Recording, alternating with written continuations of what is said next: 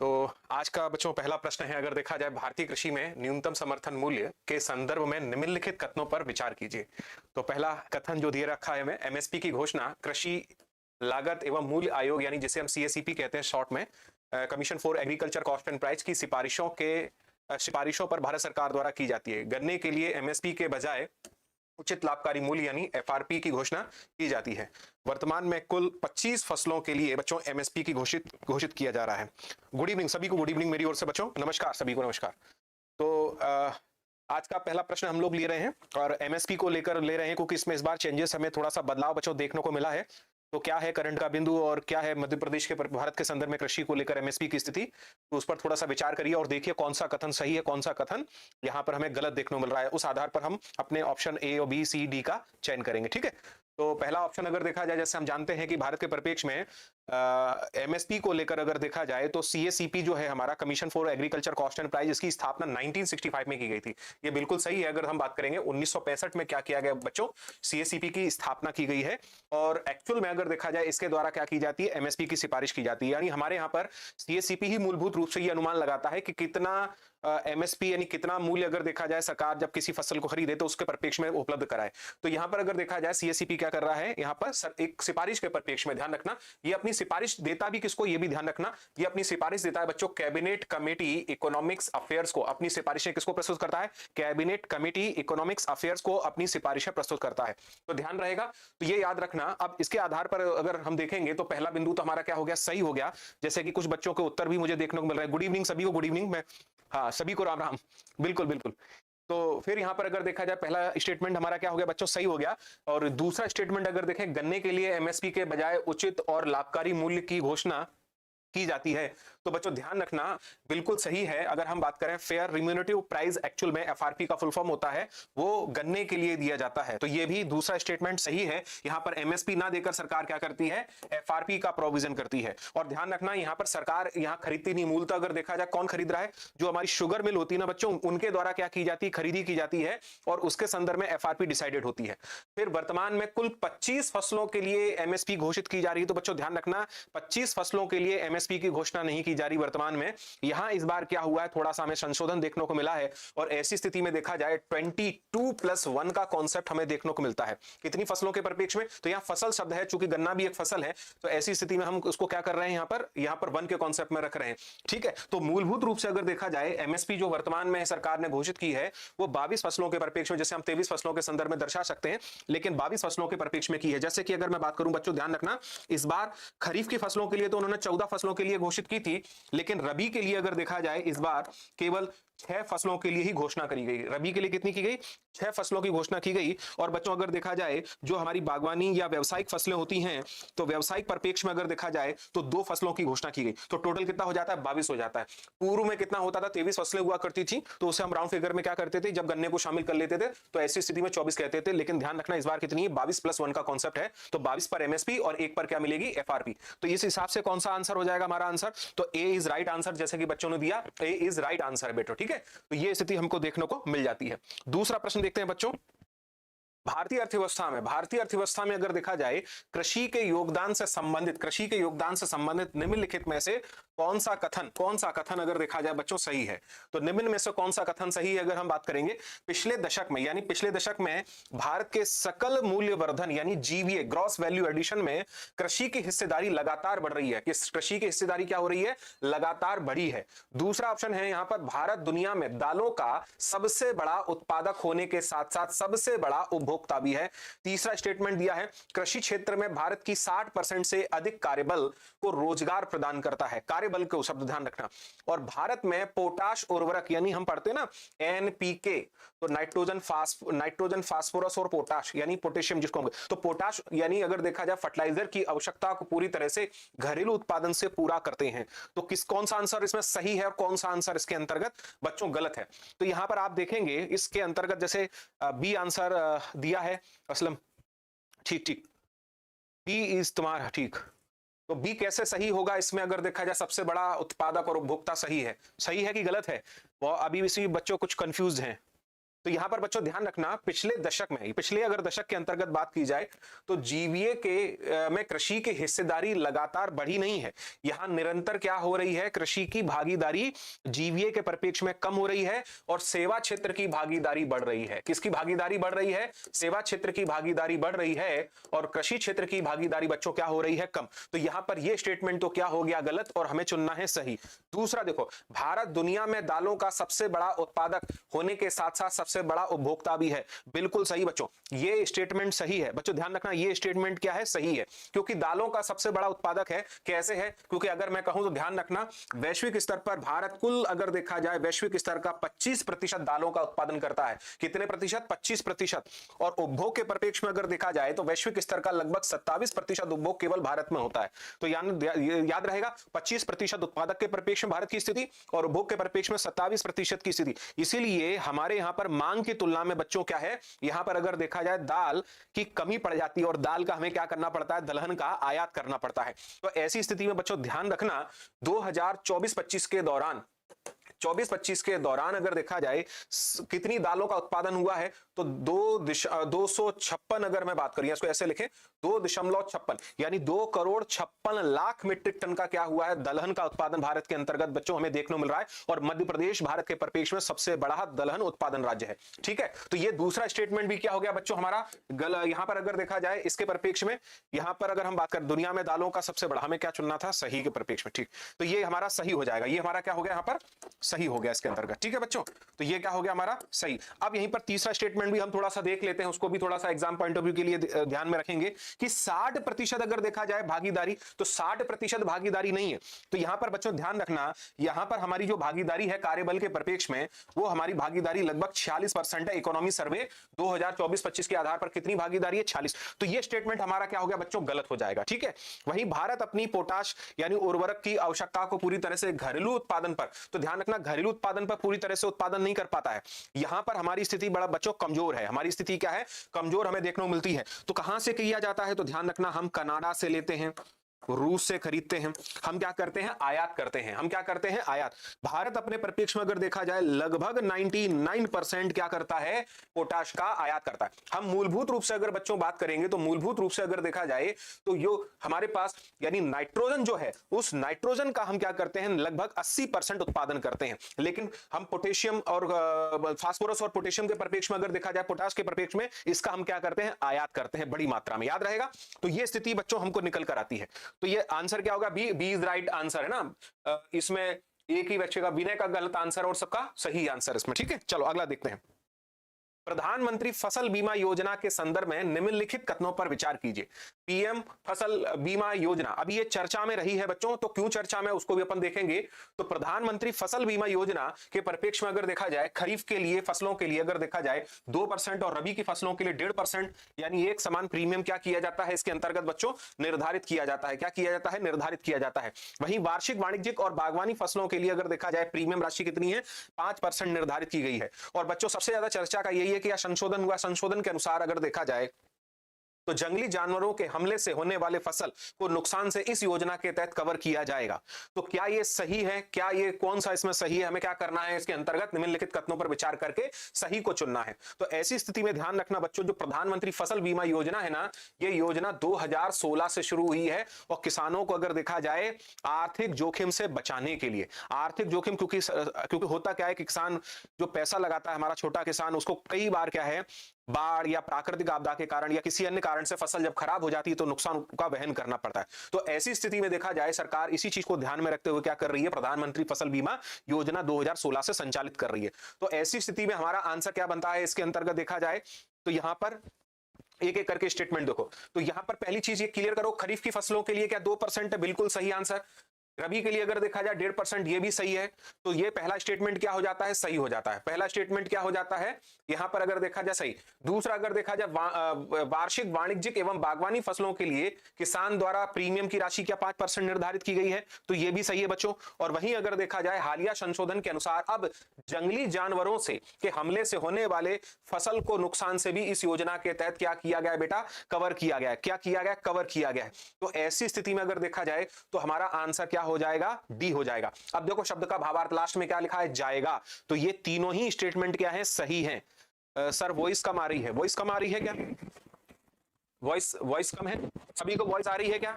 एक बार state comment कर दीजिए, वॉइस आ रही है सभी को? वॉइस है? ठीक। तो ऐसी स्थिति में अगर देखा जाए, यहां पर तीनों स्टेटमेंट बेटा क्या होते हैं? सही होते हैं, तीनों ही स्टेटमेंट सही हैं। ये जो है ना, ये बेटा खरीफ की फसलों से 2026 से लागू हो जाएगा। कब से लागू हो जाएगा? जो संशोधन है 2026 से लागू हो जाएगा। किस फसल से? खरीफ की फसलों से लागू कर दिया जाएगा। सरकार ने हालिया संशोधन के परिप्रेक्ष्य में स्थिति को कहा है। ठीक ठीक, ओके ओके बेटा। तो यहां पर ये तीनों स्टेटमेंट आप लोग ध्यान रखिएगा, सही है। ये हाल में ही क्या किया गया है, इसको संशोधन किया गया है। चलिए अगला देखते हैं। चौथा प्रश्न हमारा, चौथा प्रश्न हमारा, कोर 8 प्रमुख उद्योगों के सूचकांक के संदर्भ में निम्नलिखित कथनों पर हमें विचार करना है। इन 8 कोर उद्योगों का औद्योगिक उत्पादन सूचकांक, जिसे हम आईआईपी कहते हैं, इंडस्ट्रियल जो हमारा जो इंडेक्शन होता है, इंडेक्शन ऑफ इंडस्ट्रियल प्रोडक्शन का परिप्रेक्ष्य में, उसका कुल भार में लगभग अगर देखा जाए, इन 8 कोर उद्योगों की कितनी भागीदारी है? 40.27%। इन 8 उद्योगों में रिफाइनरी उत्पाद का भारांश सबसे अधिक है। तीसरा स्टेटमेंट है, उर्वरक उद्योग का भारांश इन 8 उद्योगों में सबसे कम है। उपरोक्त कथनों में से निम्न में से कौन सा कथन हमारा सही है बच्चों? केवल 1 और 2, केवल 2 और 3, केवल 1 और 3 और 1 2 3। आपने अगर ये पढ़ा होगा, एमपीपीएससी मेंस में भी एक बार यहां से प्रश्न पूछा गया है। तो ऐसी स्थिति में हमारे लिए क्या होता है? महत्वपूर्ण होता है। और चूंकि इंडियन इकोनॉमी में जो इंडस्ट्रियल वाला पार्ट जो हमारा जुड़ा हुआ है, वो इसी से जुड़ा हुआ एक हमारा महत्वपूर्ण बिंदु हो जाता है। तो सी आंसर जैसे हमको देखने को मिल रहा है इसमें। तो ये देखो, आप समझो, पहली चीज तो इन 8 उद्योगों के परिप्रेक्ष्य में बच्चों स्थिति को अगर देखा जाए, कितने? 8 उद्योगों के परिप्रेक्ष्य में, तो आपको मालूम होना चाहिए, जैसे रिफाइनरी हो गया, कोयला हो गया, स्टील हो गया, है ना, कच्चा तेल हो गया, हमारा बिजली हो गई, यहां पर गैस हो गया। ऐसी स्थिति में देखा जाए, ये इनको क्या रखा गया है? उर्वरक, सीमेंट वगैरह, इन सबको 8 कोर उद्योगों के अंतर्गत रखा गया है। बच्चों ये इसमें बिल्कुल सही है कि लगभग अगर देखा जाए टोटल जो आईआईपी का वैल्यूएशन, उसमें सबसे ज्यादा भागीदारी इन्हीं की है। तो ये पहला स्टेटमेंट क्या है? सही है।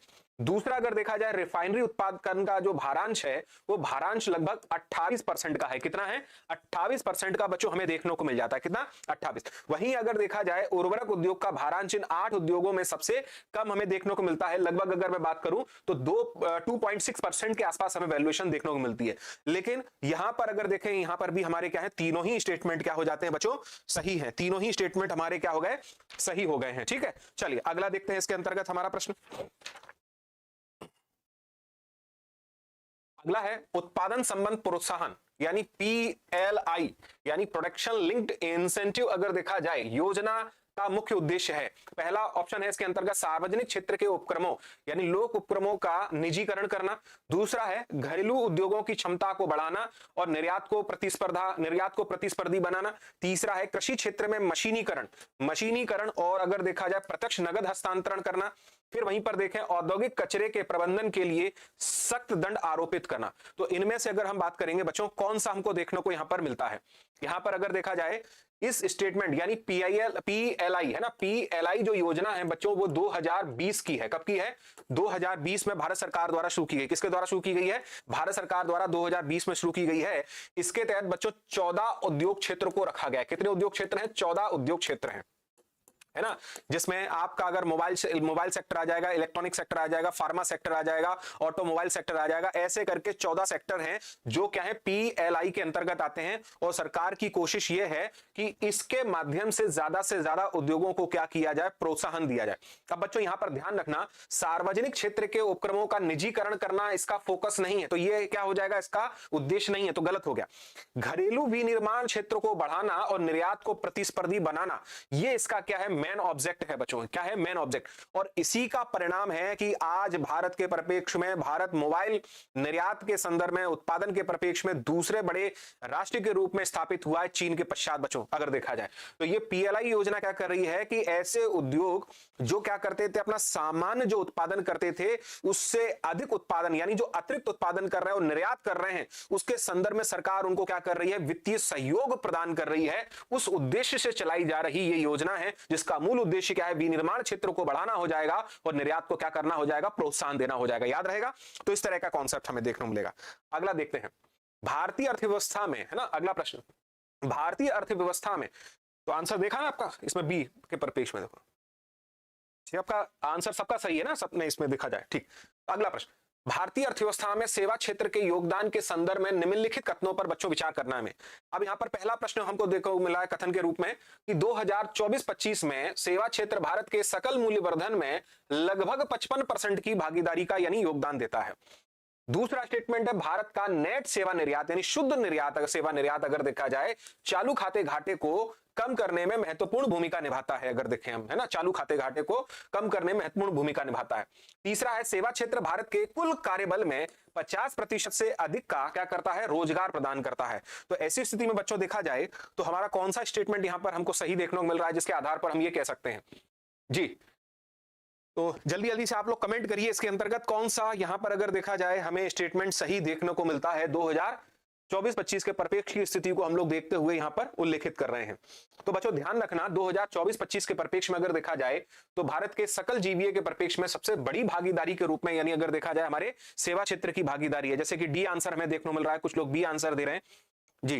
तो यहां पर अगर देखा जाए कितने 55% की भागीदारी देखने को मिल रही है। वहीं अगर हम बात करें भारत का नेट सेवा निर्यात जो है बच्चों वो चालू खाते घाटे को कम करने में बिल्कुल सहयोग देता है, क्योंकि आपने अगर पढ़ा होगा तो लगभग हम लोग 383 बिलियन डॉलर का क्या कर रहे हैं, सेवाओं का निर्यात कर रहे हैं। और वहीं अगर देखा जाए लगभग 195 बिलियन डॉलर का क्या कर रहे हैं, सेवाओं का आयात। तो यहां पर हमारा निर्यात क्या है, ज्यादा है, सेवाओं का निर्यात क्या है, ज्यादा है और आयात कम है। तो जो हमको अतिरिक्त विदेशी मुद्रा मिली है वो हमारे जो वस्तु व्यापार घाटा जो हमें होता है उसको कम करने में सहायक होता है। और चालू खाते घाटे में वस्तु व्यापार घाटा हमारे लिए सिरदर्द बना हुआ है। तो ऐसी स्थिति में देखा जाए तो यहां पर यह भूमिका निभाता है। तो दूसरा स्टेटमेंट भी क्या हो जाता है बच्चों, सही हो जाता है। पहला भी स्टेटमेंट सही है, दूसरा भी। अब तीसरा अगर देखा जाए सेवा क्षेत्र भारत के कुल कार्यबल के 50% से अधिक हिस्से को रोजगार प्रदान करता है। यदि आप इसको ऐसे भी कहूं तो कुल रोजगार में सेवा क्षेत्र की भागीदारी कितनी है,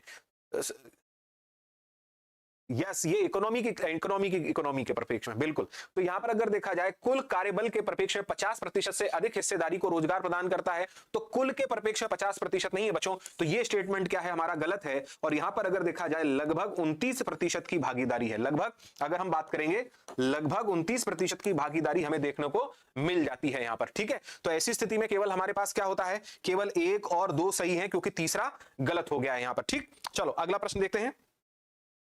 सातवां प्रश्न है बच्चों अगर देखा जाए राष्ट्रीय आय की गणना और शब्दावली के संदर्भ में निम्नलिखित कथनों पर विचार कीजिए। कारक लागत यानी फैक्टर कॉस्ट और शुद्ध राष्ट्रीय उत्पाद को राष्ट्रीय आय कहा जाता है। यानी हम जब एनएनपी की कैलकुलेशन करते हैं बच्चों, नेट नेशनल प्रोडक्ट की कैलकुलेशन करते हैं, तो उस स्थिति में अगर देखा जाए तो फैक्टर कॉस्ट पर दर्शाते हैं, है ना। ये कह रहा है हस्तांतरण भुगतान यानी ट्रांसफर जो पेमेंट्स होते हैं जैसे छात्रवृत्ति और पेंशन को राष्ट्रीय आय में शामिल की गणना में शामिल किया जाता है। फिर तीसरा स्टेटमेंट हमको मिल रहा है विदेशों से प्राप्त शुद्ध कारक आय यानी net factor income from abroad को सकल घरेलू उत्पाद में जोड़ने पर हमें जीएनपी प्राप्त होता है। अगर आपने राष्ट्रीय आय का टॉपिक या चैप्टर पूरा पढ़ा होगा तो उसके अंतर्गत ये बिंदु आपको देखने को मिलते हैं। कारक लागत यानी साधन लागत हमारी वह लागत होती है जो किसी परिप्रेक्ष्य में अगर देखा जाए वस्तु सेवा के उत्पादन के संदर्भ में देखी जाती है। तो बच्चों ध्यान रखना, हम वास्तविक रूप से अगर देखा जाए किसी भी देश की इकोनॉमी को अगर हम दर्शाना सही तरीके से वास्तविक रूप से दर्शाना चाहते हैं तो हमको क्या करना पड़ता है, जो हमारी एनएनपी है, एनएनपी को मार्केट प्राइस की जगह हम किस पर दर्शाने की कोशिश करेंगे, फैक्टर कॉस्ट पर। जब एनएनपी को फैक्टर कॉस्ट पर दर्शाया जाएगा तो ऐसी स्थिति में क्या होगा, हमें आंकड़े, शुद्ध आंकड़े हमें प्राप्त होंगे। क्या प्राप्त होंगे, शुद्ध आंकड़े प्राप्त होंगे, ठीक है। अब वहीं अगर देखा जाए हस्तांतरण भुगतान जैसे छात्रवृत्ति पेंशन लिखा है, केवल इतना ही नहीं, घरेलू सेवाएं अगर मैं बात करूं, शेयर बाजार के बारे में बात करूं, लॉटरी के बारे में बात करूं, तो इनको भी क्या नहीं किया जाता, हस्तांतरण भुगतान को राष्ट्रीय आय की गणना में शामिल नहीं किया जाता है। तो ये तो यहां पर अगर देखा जाए पहला स्टेटमेंट सही है और दूसरा स्टेटमेंट भी क्या है, सही है। यहां पर तीसरा स्टेटमेंट जो लिखा है विदेश से शुद्ध, अगर विदेश से प्राप्त शुद्ध कारक जो आय है जिसे हम net factor income from abroad कहते हैं को जीडीपी में जोड़ने पर अगर देखा जाए जीएनपी प्राप्त होता है। तो ये भी क्या है, सही है। तो ऐसी स्थिति में क्या हो जाएगा, 1 2 3 हमारे तीनों ही क्या है यहां पर भी सही निकल कर आते हैं। बच्चों देखो मैं अगर आपको कहूं तो आप इसको ऐसे समझ लीजिए, यानी हम जीएनपी जब निकालेंगे, जो आपको तीसरे नंबर पर जो कंफ्यूजन है उसको समझो, जीएनपी जो निकालेंगे जो एक्चुअल में हमारे पास मार्केट प्राइस पर होता है, इसमें हमें क्या करना रहता है, जीडीपी में अगर देखा जाए शुद्ध, अगर देखा जाए विदेशों से प्राप्त है, शुद्ध सकल विदेश है ना, इस अगर देख इसको मैं फॉर्मूले के साथ लिख देता हूं तो आप लोग समझ जाए ना, शुद्ध विदेशों से प्राप्त आय, यानी इसे ही हम क्या कहते हैं, net factor income from abroad कहते हैं। अब ये कैसे निकाली जाती है, net factor income from abroad, यानी विदेशियों द्वारा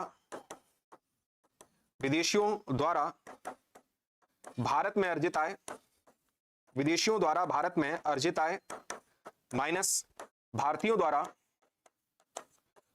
द्वारा विदेशों में अर्जित आय, भारतीयों द्वारा विदेशों में अर्जित आय।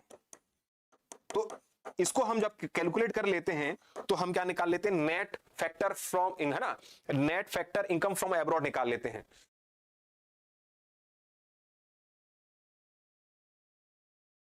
तो ऐसी स्थिति में बिल्कुल सही, आपने बिल्कुल सही कहा, है ना। तो ऐसी स्थिति में अगर देखा जाए तो यहां पर हम उसको क्या कर देंगे, जब जीडीपी में जोड़ देंगे, और जीडीपी भी ये किस पर है हमारे पास, मार्केट प्राइस पर है, तो यहां पर क्या निकल आएगी, जीएनपी निकल आएगी। जीएनपी निकलने के बाद क्या निकालेंगे बच्चों, हम एनएनपी निकालते हैं। एनएनपी निकालने के लिए हमको क्या करना पड़ेगा, जीएनपी, एनएनपी में जो जीएनपी हमारे पास निकल कर आए उसमें से मूल्यह्रास माइनस कर देंगे, और जब मूल्यह्रास माइनस हो जाएगा तो हमारे पास एनएनपी निकल आएगा। एनएनपी जब निकल आएगा तो ये जो एनएनपी निकल कर आया मार्केट प्राइस पर है, इसे फैक्टर कॉस्ट में चेंज करना पड़ेगा, और फैक्टर कॉस्ट को में चेंज करने के लिए हम क्या करेंगे, एनएनपी में से हम शुद्ध अप्रत्यक्ष करों को घटा देंगे, और जब शुद्ध अप्रत्यक्ष करों को घटा देंगे तो हमें जो भी राष्ट्रीय आय प्राप्त होगी वो किस पर प्राप्त हो जाएगी बच्चों, फैक्टर कॉस्ट पर प्राप्त हो जाएगी। ठीक है, एक उदाहरण दे देता हूं, समझ जाना। NNP factor cost equal to NNP market price minus शुद्ध अप्रत्यक्ष कर, शुद्ध अप्रत्यक्ष कर। तो ये किस पर निकलती है, एनएनपी, ये निकल रही है हमारी फैक्टर कॉस्ट पर निकल रही है बच्चों, किस पर निकल रही है, फैक्टर कॉस्ट पर निकल रही है। ठीक है, और फैक्टर कॉस्ट क्या है, हम किसी भी अगर देखा जाए वस्तु सेवा का जो उत्पादन कर रहे हैं उसमें हमारी लागत कितनी आ रही है, साधन लागत को जो दर्शा रहा है उसी को हम क्या कहते हैं, फैक्टर कॉस्ट कहते हैं बच्चों। ठीक है, और यही फैक्टर कॉस्ट पर वास्तविकता में हम जब नेशनल इनकम निकालते हैं तो शुद्ध होती है, यही वास्तविकता में सही आय राष्ट्रीय आय के परिप्रेक्ष्य में देखी जाती है, इसीलिए इसको रखा गया है। तो इसके आधार पर आंसर हमारा क्या हो गया, 1 2 3 मैंने आपको क्लियर कर दिया क्यों है ये। अगला प्रश्न देखते हैं बच्चों। तो जैसे कि बच्चों आप जानते हैं एमपीपीएससी के संदर्भ में अगर देखा जाए, अभी हाल ही में कैलेंडर जारी हुआ है और 2026 भी आने वाला है, तो 2 सुनहरे अवसर आप लोगों को मिली हैं कि कर्मा आईएएस क्या दे रहा है, अपने सभी ऑनलाइन कोर्सेज पर 90% का डिस्काउंट दे रहा है, जिसका आप ज्यादा से ज्यादा लाभ ले सकते हैं। ठीक है, अगला प्रश्न देखते हैं। राष्ट्रीय आय की गणना के आधार वर्ष के संदर्भ में, शब्द देखना, आधार वर्ष के संदर्भ में अभी चर्चा में है, संबंध में निम्नलिखित कथनों पर विचार कीजिए, है ना, ये हाल ही में क्या है, चर्चा में है। वर्तमान में भारत में राष्ट्रीय आय की गणना का आधार वर्ष 2011-12 है। वहीं अगर देखा जाए बच्चों, सरकार द्वारा फरवरी 2026 से राष्ट्रीय लेखा सांख्यिकी के लिए नया आधार वर्ष 2022-23 लागू किया जाना प्रस्तावित है। आधार वर्ष को संशोधित करने का मुख्य उद्देश्य अर्थव्यवस्था की बदलती संरचना और नए उपभोग पैटर्न को शामिल करना है। अब इसके आधार पर अगर देखा जाए तो कौन सा हमारा स्टेटमेंट सही है, तो पहली चीज तो यह मालूम होना चाहिए कि आधार वर्ष होता क्या है। आधार वर्ष बच्चों ध्यान रखना, आधार वर्ष वह वर्ष है जिसके अंतर्गत अगर हम बात करें कि स्थिर मूल्य या किसी भी राष्ट्र की वास्तविक स्थिति को देखने के लिए इस आधार वर्ष का प्रयोग किया जाता है। हमारे यहां पर ये सारा कैलकुलेशन करने का काम कौन करता है, तो कैलकुलेशन करने का काम करता है एनएसओ, राष्ट्रीय सांख्यिकी कार्यालय, नेशनल स्टैटिस्टिक्स ऑफिस, राष्ट्रीय सांख्यिकी कार्यालय के द्वारा क्या किया जाता है, इसका गणना की जाती है वास्तविकता में अगर देखा जाए बच्चों। तो ध्यान रखना, राष्ट्रीय सांख्यिकी कार्यालय के संदर्भ में हम इसकी स्थिति को देख सकते हैं बच्चों। साथ ही साथ बिंदु ध्यान रखना, हमारे यहां पर आधार वर्ष, भारत का पहला आधार वर्ष 1948-49 बनाया गया था, 1948 और 49 बनाया गया था, लेकिन कब बनाया गया था, 1956 में बनाया गया था, और उससे लेकर अभी तक के परिप्रेक्ष्य में कई बार आधार वर्षों को चेंज किया गया है। तो हाल ही में ध्यान रखना, जो हमारा आधार वर्ष 2011-12 है उसकी जगह सरकार ने नए आधार वर्ष 2022-23 को लागू करने की सिफारिश की मंजूरी दे दी है, यानी और यहां पर मंजूरी दे दी है, जो कि वास्तविकता में फरवरी 2026 से क्या हो जाएगा, लागू हो जाएगा। कब से लागू हो जाएगा, फरवरी 2026 से लागू होगा। तो ये पहला भी स्टेटमेंट सही है अगर देखा जाए, और दूसरा भी स्टेटमेंट सही है। अब तीसरा स्टेटमेंट देखो, इसका जो आधार वर्ष होता है संशोधित करने का जो मुख्य उद्देश्य है ना बच्चों, इसमें बदलती जो इकोनॉमी है, बदलती इकोनॉमी कैसे है, जैसे मान लो कि 2015-16 में कोई वस्तु का निर्माण हो रहा था, 2021 में किसी वस्तु का निर्माण हो रहा था, क्या आज उसका मूल्य वही होगा? बहुत सारे उत्पाद ऐसे होंगे जो बंद हो चुके होंगे, और बहुत सारे उत्पाद ऐसे होंगे जो आज की डेट में नए स्वरूप में क्या किए जा रहे हैं, निर्मित किए जा रहे हैं, उत्पादित किए जा रहे हैं। तो गणना को सही करने के लिए क्या करना पड़ता है, हमें आधार वर्ष को परिवर्तित करना पड़ता है। तो ऐसी स्थिति में अगर देखा जाए बच्चों, यहां पर भी हमें क्या मिलेगा देखने को, ऐसी स्थिति में अगर हम बात करेंगे तो आंसर हमारा डी हो जाएगा। ठीक है, क्या हो जाएगा, डी हो जाएगा, सॉरी। रेपो रेट में वृद्धि का भारतीय अर्थव्यवस्था पर संभावित प्रभाव क्या हो सकता है? तो पहला ऑप्शन है इसमें, बाजार में मुद्रा आपूर्ति बढ़ जाती है। दूसरा है वाणिज्यिक बैंकों के लिए ऋण लेना सस्ता हो जाता है। तीसरा है उपभोग और निवेश में कमी आने की संभावना होती है। चौथा है मुद्रास्फीति की दर में तीव्र वृद्धि होती है। ठीक है, तो यहां पर अगर देखा जाए रेपो रेट का संबंध किससे है? रेपो रेट का संबंध है बच्चों मौद्रिक नीति से। किससे है? मौद्रिक नीति से। मौद्रिक नीति से। और ऐसी स्थिति में बच्चों ध्यान रखना, ये जो मौद्रिक नीति है, ये मौद्रिक नीति का निर्धारण कौन करता है? आरबीआई करता है। कौन निर्धारण करता है? आरबीआई। इसके लिए क्या बनाई गई है? मौद्रिक नीति समिति बनाई गई है। कौन बनाई गई है? मौद्रिक नीति समिति बनाई गई है। कब बनाई गई है मौद्रिक नीति समिति बच्चों? तो ये बनाई गई है 2016 में, है ना। और इसके द्वारा जो मॉनेटरी पॉलिसी है उसके अंतर्गत repo rate, reverse repo rate, bank rate, CRR, SLR में क्या किया जाता है? परिवर्तन। तो ध्यान रखना, यहां पर रेपो रेट में वृद्धि का भारतीय अर्थव्यवस्था पर संभावित प्रभाव क्या है? शब्द क्या कह रहा है? प्रभाव के परिप्रेक्ष्य पूछ रहा है। बाजार में मुद्रा आपूर्ति बढ़ जाती है। ध्यान रखना ये गलत है, मुद्रा की आपूर्ति नहीं बढ़ती। शब्द क्या लिखा है? वृद्धि लिखा है। क्योंकि वृद्धि यानी पहले मान लो कि रेपो रेट क्या हो? 5.50 हो, और फिर हम उसको क्या कर दें? यहां पर 5 पॉइंट से बढ़ाकर 7.5 कर दें। तो इसका मतलब यह है कि हम जो रेपो रेट बढ़ा रहे हैं वो तरलता बढ़ाने के लिए नहीं, मुद्रा आपूर्ति के लिए नहीं बढ़ा रहे, मंदी के परिप्रेक्ष्य में नहीं है, मुद्रास्फीति के परिप्रेक्ष्य में उसका भाव समझना पड़ेगा हमें। तो ध्यान रखना, मुद्रा आपूर्ति बढ़ जाती है तो ये क्या हो गया? गलत। वाणिज्यिक बैंकों के लिए ऋण लेना सस्ता हो जाता है। वाणिज्यिक बैंकों के लिए ऋण लेना सस्ता नहीं हो जाता बच्चों, ये भी क्या हो जाता है? महंगा। सस्ता नहीं होता, क्या हो जाता है? महंगा, क्योंकि ब्याज की दर क्या हो गई? बढ़ गई। तो वाणिज्यिक जो बैंक हैं वो आरबीआई से जब उधार लेंगी तो उन्हें सस्ता नहीं मिल रहा, क्या मिलेगा? महंगा। तो ये भी क्या हो गया? गलत। तो प्रश्न क्या पूछ रहा है? संभावना हो सकती है। उपभोग और निवेश में कमी आने की संभावना होती है। उपभोग और निवेश में कमी आने की संभावना। अब देखो, क्योंकि ब्याज की दरें क्या हो गई? बढ़ गई, क्योंकि बैंकों को क्या मिला? महंगा ब्याज मिला। महंगे ब्याज पर क्या मिला? ऋण मिला आरबीआई से। तो वो बैंक, जो वाणिज्यिक बैंक है, वो हमें सस्ता ऋण थोड़ी देंगी, वो भी हमें क्या देंगी? महंगा ऋण देंगी। तो महंगा ऋण देंगी तो ऐसी स्थिति में अगर देखा जाए तो यहां पर क्या हो जाएगा? मुद्रास्फीति में तीव्र वृद्धि दर होती है। तो देखो यहां पर अगर हम बात करें तो ये जो वृद्धि दर तीव्र है, ऐसा तो हो ही नहीं सकता कि मुद्रास्फीति की दर में तीव्र वृद्धि हो जाती। नहीं, यहां पर फोकस नहीं है, यहां पर फोकस है मुद्रास्फीति को कम करने के लिए। तो केवल हमारे पास क्या बचता है? उपभोग और निवेश में कमी आने की संभावना, क्योंकि ब्याज की दरें बढ़ने से हमको क्या मिला? ऋण महंगा मिला। ऋण महंगा मिलेगा तो हम खर्च कम करेंगे, कम ऋण लेंगे। कम ऋण लेंगे तो बाजार में निवेश कम होगा, कम निवेश होगा तो उपभोग भी कम होगा, लोगों के पास पैसा कम पहुंचेगा। तो आंसर केवल सी बनता है। डी मैंने बताया कि मुद्रास्फीति की दर में तीव्र वृद्धि होती है। तीव्र वृद्धि नहीं अगर देखा जाए बच्चों, तीव्र वृद्धि नहीं है। यहां पर अगर हम बात करें, यहां पर तो मंदी को दूर करने का फोकस किया जा रहा है। मंदी पर अगर देखा जाए, है ना, इन्फ्लेशन पर, सॉरी मंदी को नहीं, इन्फ्लेशन को अगर देखें, तीव्र वृद्धि होती है। तो तीव्र वृद्धि नहीं, इन्फ्लेशन को कम करना है। इन्फ्लेशन को कम करना है। किसको कम करना है? इन्फ्लेशन को कम करना है। तो इन्फ्लेशन को कम करने के लिए क्या किया गया है? यहां पर ब्याज की दरें बढ़ाई गई हैं। और बच्चों देखो अभी क्या किया है? रेपो रेट हमारी वर्तमान में कितनी हो गई है? 5.25, यानी कम कर दी गई है। कम कर दी गई है तो मंदी को दूर करने के लिए क्या की जाती है? मंदी को दूर करने के लिए ब्याज दरों में कम करते हैं। जब ब्याज दरें बढ़ा रहे हैं तो मुद्रास्फीति को दूर करने के लिए किया जाएगा। लेकिन यहां पर शब्द लिखा है तीव्र, इसके कारण ये पूरी तरह से संभव नहीं है। इसलिए हम क्या करेंगे? सी आंसर रहेंगे। और सी बच्चों बिल्कुल सही आंसर दिया आपने ना। इन्फ्लेशन और महंगाई में अंतर, इन्फ्लेशन और महंगाई, देखो अंग्रेजी और हिंदी के परिप्रेक्ष्य में इकोनॉमिक्स अगर देखा जाएगा तो मुद्रास्फीति वर्ड यूज करती है बेसिकली बच्चों। अगर देखा जाए क्या है? इन्फ्लेशन अंग्रेजी वर्ड में मुद्रास्फीति को दर्शाते हैं। हम लोग आपसी भाषा में, सामान्य भाषा में महंगाई कहते हैं। वस्तु के परिप्रेक्ष्य में शब्द समझना, मुद्रास्फीति से तात्पर्य क्या है? जब कोई वस्तु के संदर्भ में जो हमारी मुद्रा का मूल्य क्या हो जाए? कम हो जाए, तो वस्तु का मूल्य बढ़ जाए तो उसे हम कह देते हैं इन्फ्लेशन कह देते हैं। लेकिन जैसे ही हम कहते हैं कि टमाटर महंगे हो गए हैं, हम वहां इन्फ्लेशन या मुद्रास्फीति नहीं कहते। शब्द का भाव समझ गए ना? तो टमाटर का प्राइस मुद्रा के संदर्भ में क्या हो गया है? बढ़ गया है। और प्राइस जो मुद्रा है उसका मूल्य टमाटर की कीमत में क्या हो गई है? कम हो गई है। शब्द समझ गया बच्चा? ये है इस तरह से। चलिए अगला देखते हैं। बैंकों के राष्ट्रीयकरण के चरणों के संबंध में निम्नलिखित युग्मों पर विचार कीजिए। पहला ऑप्शन, भारत में अगर देखा जाए बैंकों का राष्ट्रीयकरण यानी स्वतंत्रता के पश्चात से किया गया। क्यों किया गया? उसका कारण यह था क्योंकि ब्रिटिश सरकार के समय अगर देखा जाए जो बैंकें स्थापित हुई थी उसमें निजी क्षेत्र की भागीदारी थी। लेकिन सरकार हमारे यहाँ पर जब स्वतंत्रता के पश्चात गठित होती है तो उनका फोकस रहता है कि भारत में समाजवादी व्यवस्था के साथ साथ लोगों के कल्याण को बढ़ावा देना है और बैंकों का विस्तार करना है, जिससे ज्यादा से ज्यादा लोगों को सहायता मिल सके, सहयोग मिल सके। तो इसीलिए हमारे यहाँ पर क्या होता है? राष्ट्रीयकरण होता है। तो बैंकों के राष्ट्रीयकरण के संदर्भ में कई चरण हमें देखने को जैसे मिलते हैं। उसमें अगर देखा जाए, जैसे पहला चरण हमको लिखा है 1969 में 14 बड़े वाणिज्यिक बैंकों का राष्ट्रीयकरण किया गया। तो 14 बड़े बैंकों का राष्ट्रीयकरण किया गया जिनकी जमा राशि 150 करोड़ थी, तो 14 बड़े। दूसरा, द्वितीय चरण में 1980 में 6 और वाणिज्यिक बैंकों का राष्ट्रीयकरण किया गया, 6 और वाणिज्यिक बैंकों का जिनकी जमा पूंजी 200 करोड़ रुपए की थी, से अधिक की थी। तीसरा, एसबीआई का राष्ट्रीयकरण 1955 में इंपीरियल बैंक ऑफ इंडिया का, हाँ इंपीरियल है ना, 1955 में इंपीरियल बैंक ऑफ इंडिया का राष्ट्रीयकरण कर स्टेट बैंक ऑफ इंडिया बनाया गया।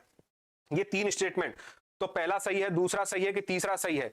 बच्चों जैसे अगर आप देखोगे तो भारत में सबसे पहली बार अगर देखा जाए जो राष्ट्रीयकरण होता है वो 1 जनवरी 1949 को आरबीआई का राष्ट्रीयकरण किया जाता है, क्योंकि जब आरबीआई की बच्चों स्थापना की गई थी उस समय 5 करोड़ रुपए की पूंजी के साथ की गई थी। आरबीआई की स्थापना कितने करोड़ रुपए की? 5 करोड़ रुपए की पूंजी के साथ की गई थी। देखो, वर्तमान में कोई भी चीज महंगी हो जाए, मूल कारण यही है वर्तमान में किसी भी चीज के महंगे होने का, वर्तमान में महंगे होने का कारण है डिमांड बढ़ जाना, सप्लाई में कमी होना। टमाटर कम उत्पादित होंगे तो टमाटर का दाम 10 रुपए से 200 रुपए हो जाता है, 300 रुपए तक पहुंच जाता है बच्चों, है ना?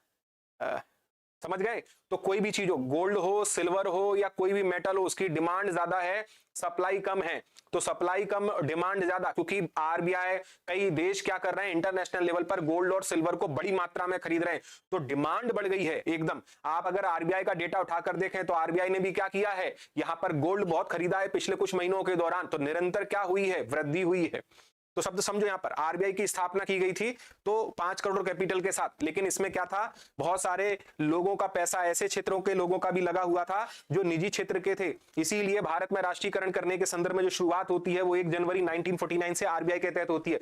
बच्चों फिर अगर देखा जाए यहां पर हम देख सकते हैं, यहां पर 1969 में 19 जुलाई 1969 अगर देखा जाए, 19 अप्रैल अगर हम बात करेंगे यहां पर 1969 में 14 बड़े वाणिज्यिक बैंकों का राष्ट्रीयकरण तो किया गया, लेकिन 150 करोड़ रुपए वाली कैपिटल वाले नहीं थे, ये केवल 50 करोड़ रुपए वाले कैपिटल वाले थे। कितने वाले थे? 50 करोड़ की कैपिटल वाले बैंक हुआ करते थे। तो पहला स्टेटमेंट पूरी तरह से सही नहीं है, तो क्या हो जाएगा, गलत। दूसरा स्टेटमेंट, 6 वाणिज्यिक बैंकों का राष्ट्रीयकरण किया गया था जिनकी जमा पूंजी 200 करोड़, ये सही है अगर देखा जाए। एसबीआई का भी राष्ट्रीयकरण 1 जुलाई 1955 को किया गया। कब किया गया? 1 जुलाई 1955, तारीख याद रखिएगा, 1 जुलाई 1955। एक्चुअल में गोरवाल समिति बनी थी, गोरवाल समिति की सिफारिश के आधार पर भारत में क्या किया गया था, इंपीरियल बैंक ऑफ इंडिया का राष्ट्रीयकरण किया। ये इंपीरियल बैंक ऑफ इंडिया वही है बच्चों जिसकी 1921 में अगर देखा जाए Bank of Bengal, Bank of Madras, Bank of Bambai, इन तीनों को मिलाकर क्या की गई थी, स्थापना। इसी का राष्ट्रीयकरण हुआ 1955 में और नाम क्या रखा गया, एसबीआई। तो ऐसी स्थिति में केवल आंसर 2 ही और 3 बनते हैं, पहला क्या हो जाता है, गलत। तो आंसर क्या हो गया हमारा बच्चों, बी सही हो गया। कौन सा सही हो गया? B is right answer. चलिए बच्चों अगला प्रश्न देखो। अगला प्रश्न अगर देखा जाए, सेबी के प्रबंधन बोर्ड की संरचना के संदर्भ में निम्नलिखित में से कौन सा कथन सत्य है? बोर्ड में केवल भारत सरकार के द्वारा नियुक्त सदस्य होते हैं, आरबीआई का कोई प्रतिनिधित्व नहीं होता। फिर अगला प्रश्न, अगला सेकंड, बोर्ड में एक अध्यक्ष, वित्त मंत्रालय के 2 अधिकारी, आरबीआई का 1 सदस्य और 5 अन्य सदस्य शामिल रहते हैं। सेबी के अध्यक्ष की नियुक्ति भारत सरकार के राष्ट्रपति के द्वारा की जाती है। बोर्ड के सभी सदस्य पूर्णकालिक सदस्य होते हैं, होना अनिवार्य है ना, पूर्णकालिक सदस्य होना अनिवार्य है अगर देखा जाए। बच्चों ध्यान रखना, यहां पर अगर मैं बात करूं, बोर्ड में केवल भारत सरकार द्वारा नियुक्त सदस्य होते हैं जैसे स्टेटमेंट लिखा है। पहली चीज तो सेबी की स्थापना कब हुई थी? सेबी की स्थापना बच्चों 1988 में की गई थी, 1992 में, है ना। अब यहां पर अगर मैं बात करूं किस समिति की सिफारिश पर, तो ध्यान रखना दामोदर समिति की सिफारिश पर क्या की गई थी, 1988 में इसकी स्थापना की गई थी। वहीं अगर देखा जाए 1992 में इसे वैधानिक दर्जा दिया गया। क्या सा दर्जा दिया गया? वैधानिक विधिगत दर्जा दिया गया। और 30 जनवरी 1992 एग्जैक्ट डेट अगर मैं बात करूं तो वैधानिक दर्जा प्राप्त हुआ। लेकिन किस समिति की सिफारिश पर? तो नरसिम्हा समिति की सिफारिश पर अगर देखा जाए यहां पर क्या हुआ था, वैधानिक दर्जा प्राप्त हुआ था। इसके अंतर्गत कुल 9 सदस्य होते हैं। सेबी में कुल कितने सदस्य होते हैं? 9 सदस्य होते हैं बच्चों। पहला अगर देखा जाए सरकार के द्वारा नियुक्ति की जाती है, आरबीआई का कोई प्रतिनिधित्व नहीं होता। ये स्टेटमेंट तो बिल्कुल सही है, यहां तक तो सही है, लेकिन इतना ये क्या हो गया है, गलत हो गया है। तो पहला तो गलत हो जाएगा इस आधार पर। वहीं दूसरा अगर देखा जाए बोर्ड में एक अध्यक्ष, तो देखो बच्चों होता क्या है, एक अध्यक्ष होता है, 2 वित्त मंत्रालय के सदस्य होते हैं, 1 आरबीआई का सदस्य होता है और 5 भारत सरकार द्वारा मनोनीत किए यानी नियुक्त किए जाते हैं। यहां पर अगर मैं बात करूं शामिल किए जाते हैं। तो ऐसी स्थिति में कुल कितने हो गए? कुल हो गए हमारे पास 9 लोग हो गए। 9 लोग हो गए जिनके द्वारा अगर देखा जाए बच्चों इनकी क्या की जाती है, सेबी का संचालन होता है। तो याद रहेगा, तो इस तरह की एक व्यवस्था है। तो सही सेकंड आंसर, सेकंड यानी बी इज राइट आंसर, जैसे कि आप लोगों ने दिया है, आयुष ने दिया है ना, सलमान ने दिया है, ऐसे स्थिति में देखा जाए अभिषेक का भी बी आंसर है, बिल्कुल सही आंसर। ठीक ठीक। तो देखो, सेबी के अध्यक्ष की नियुक्ति भारत के राष्ट्रपति नहीं, भारत सरकार के द्वारा होती है। किसके द्वारा होती है? भारत सरकार। पूर्णकालिक होना अनिवार्य नहीं है, पूर्णकालिक होना अनिवार्य नहीं है, तो ये भी क्या हो जाएगा? गलत हो जाएगा। ठीक है, तो याद रहेगा। अगला प्रश्न देखो बच्चों, ये भी चर्चा का विषय रहा है ना, चर्चा का विषय रहा है। हाल ही में चर्चा में प्रतिभूति बाजार के अंतर्गत, हाल ही में चर्चा में अगर देखा जाए प्रतिभूति बाजार के अंतर्गत अगर हम बात करें, तो जो प्रतिभूति बाजार संहिता क्या है? प्रतिभूति बाजार संहिता अगर हम बात करें, सिक्योरिटी मार्केट अगर देखा जाए कोड 2025 विधेयक का मुख्य उद्देश्य क्या है? सेबी को आरबीआई के अधीन एक सहायक संस्था बनाना। दूसरा है शेयर बाजार में केवल विदेशी निवेश को प्रोत्साहित करना। तीसरा है सेबी अधिनियम 1992 और निक्षेपागार अधिनियम 1996। और अगर हम बात करें यहाँ पर सिक्योरिटी अगर देखा जाए कंट्रोल रेगुलेशन अगर देखें एक्ट 1956 को एक एकीकृत कोड में समाहित करना है। क्रिप्टो करेंसी को भारत के स्टॉक एक्सचेंज में सूचीबद्ध करना है। तो बच्चों ये चर्चा में रहा है, अभी चर्चा में है, अधिनियम में संशोधन के परिप्रेक्ष्य में व्यवस्था की गई है, और ये अधिनियम का मुख्य उद्देश्य हमें बताना है कि मुख्य उद्देश्य क्या है। पहली चीज बच्चों ध्यान रखना, यहां पर अगर देखा जाए आपको ये जानकारी होना चाहिए, जिन बच्चों ने करंट के अंतर्गत सेबी को पढ़ा होगा हाल ही में, वो बच्चों इसका आंसर बिल्कुल सही दे सकते हैं, ध्यान रखो, है ना। और मैं अपेक्षा करता हूं कि आप लोग करंट को जरूर पढ़ते रहेंगे, करंट को किसी भी तरह से हल्के में नहीं लेंगे, है ना, हल्के में हमें नहीं लेना है करंट को किसी भी स्थिति के परिप्रेक्ष्य में। तो पहली चीज, सेबी को अगर देखा जाए आरबीआई के अधीन एक सहायक संस्था के रूप में अगर मैं बात करूं, बनाने का प्रोविजन किया गया नहीं, बिल्कुल नहीं अगर देखा जाए। दूसरा, शेयर बाजार में केवल विदेशी निवेशकों को प्रोत्साहित करना भी इसका उद्देश्य नहीं है। तीसरा, अगर देखा जाए सेबी अधिनियम 1992, निक्षेपागार अगर अधिनियम की बात करें तो ये आपने पढ़ा होगा, जैसे हमारे यहाँ पर एनएसडीएल है, national security depository limited, CDSL है, सिक्योरिटी है ना, सेंट्रल सिक्योरिटी डिपॉजिटरी लिमिटेड। तो जो एनएसडीएल यानी डिपॉजिटरी लिमिटेड है, तो ये निक्षेपागार का मतलब क्या होता है? डिपॉजिटरी होता है। क्या होता है बच्चों? डिपॉजिटरी। डिपॉजिटरी के लिए हमारे यहां पर दो संस्थाएं काम करती हैं 1996 से परिप्रेक्ष्य में अगर देखा जाए। एक काम करता है एनएसडीएल और दूसरा काम करता है CDSL, national security depository limited अगर देखा जाए, सेंट्रल डिपॉजिटरी अगर सिक्योरिटी लिमिटेड अगर हम बात करें, तो ये दो संस्थाएं हैं जो बेसिकली निक्षेपागार यानी डिपॉजिटरी एक्ट 1996 के अंतर्गत हमारे यहाँ काम करती थी। इसी के साथ साथ मैं कह रहा हूं यहां पर अगर देखा जाए तो सिक्योरिटी कॉन्ट्रैक्ट रेगुलेशन एक्ट 1956 आप लोगों ने सुना होगा। स्टॉक मार्केट होते हैं हमारे यहाँ, स्टॉक एक्सचेंज होते हैं, नाम सुना है स्टॉक एक्सचेंज? तो स्टॉक एक्सचेंज होते हैं, ये स्टॉक एक्सचेंज जैसे बीएसई एनएसई हमारे यहां पर क्या है? स्टॉक एक्सचेंज है। तो उनके परिप्रेक्ष्य में अगर देखा जाए पारदर्शिता को बढ़ावा देना, उनकी प्रक्रिया को सरल बनाना, उसके संदर्भ में बनाया गया अधिनियम था। बच्चों 2025 में इन तीनों को ही क्या कर दिया गया है? एक ही मिला दिया गया है। सेबी के पावर में क्या की जा रही है? वृद्धि। तो यहां पर इसका ऑब्जेक्ट जो है वो इसी तीनों को क्या कर देना है? मिला देना है ना। इसका क्रिप्टो करेंसी से कोई लेना देना बच्चों बिल्कुल ही नहीं है। तो तीनों एक्ट को मिलाकर क्या किया गया है? प्रतिभूति बाजार संहिता 2025 कानून बनाया गया है। और बच्चों ध्यान रखना, एक और चीज बता देता हूं, यहां पर अभी हमने पढ़ा पिछले क्वेश्चन में, सेबी के अंतर्गत 9 सदस्य होते हैं, इसे भी संशोधित करके 15 सदस्य व्यवस्था बनाने का प्रावधान यानी प्रपोजल इस एक्ट के अंतर्गत है। ध्यान रहेगा। तो यहां पर हमको क्या मिला? आंसर यहां पर सी देखने को मिल जाएगा। ठीक है, क्लियर रहेगा, C answer is right answer इसका। अगला प्रश्न देखो, सरकारी प्रतिभूति बाजार के संदर्भ में रिटेल डायरेक्ट स्कीम का मुख्य उद्देश्य है। आपको पता होना चाहिए पहली चीज तो कि सेबी एक टॉपिक के रूप में हमें दे रखा है, ए टू जेड सेबी के परिप्रेक्ष्य में जानकारी हमें मालूम होना चाहिए। तो सरकारी प्रतिभूति बाजार यानी गवर्नमेंट सिक्योरिटी मार्केट के संदर्भ में रिटेल डायरेक्ट स्कीम का मुख्य उद्देश्य क्या है? यहां पर बच्चों ध्यान देना, विदेशी पोर्टफोलियो निवेशकों को शेयर बाजार में अधिक निवेश के लिए प्रोत्साहित करना अगर देखा जाए। दूसरा अगर देखा जाए खुदरा निवेशकों को यानी आम जनता को सरकारी प्रतिभूतियों में सीधे निवेश के लिए सुविधा प्रदान करना। तीसरा है निजी कंपनियों को बिना सेबी की अनुमति के बॉन्ड जारी करने की क्या दे देना? छूट दे देना। चौथा है केवल वाणिज्यिक बैंकों को सरकारी बॉन्ड खरीदने का अधिकार देना। क्या करना? अधिकार देना। तो ऐसी स्थिति में देखा जाए यहां पर हमारा क्या आंसर बनेगा? क्या आंसर बनता है Vinay? A B answer, A answer, ठीक, A D answer, B.